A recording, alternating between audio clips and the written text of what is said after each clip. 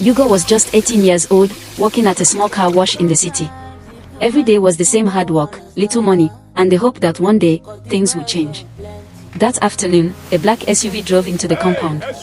Hugo rushed forward immediately and said, "Good afternoon, sir. Welcome to our car wash. What can I do for you, sir?" The man looked at him calmly and replied, "I need you to wash inside and outside properly." Hugo smiled confidently and said, "Trust me with that, sir." The man, Mr. Odigu, gave a slight smile and said, "Good boy. My driver will come and pick up the car in 3 hours, okay? Okay, sir." Hugo nodded and immediately got to work. He returned to the SUV and began cleaning like nothing unusual had happened. Everything seemed normal. Until he noticed something under the seat. A briefcase. He paused, looked around carefully, and said quietly, "Wetin be this? Obi, make I open am." Slowly, he opened it. And froze. Inside was money. Bundles of different currencies, dollars, pounds, naira, even foreign notes he had never seen before. Shock rushed through his body as he shouted, "Chinikme! See money, oh!" His hands began to shake as excitement took over. He said loudly, "I don't hammer. Today my life don't change." But almost immediately, fear followed. Hugo quickly looked around again. The car wash was still busy, but no one was paying attention to him. His breathing became heavier.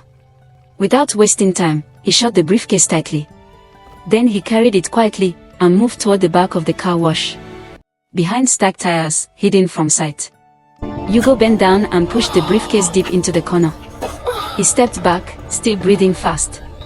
For a moment, he just stood there. Unsure. Confused. Excited, but afraid. Hours later, a driver arrived at the car wash to pick up the SUV. Hugo acted normal, wiped his hands, and handed over the car like nothing had happened. "Thank you." The driver drove off with the vehicle.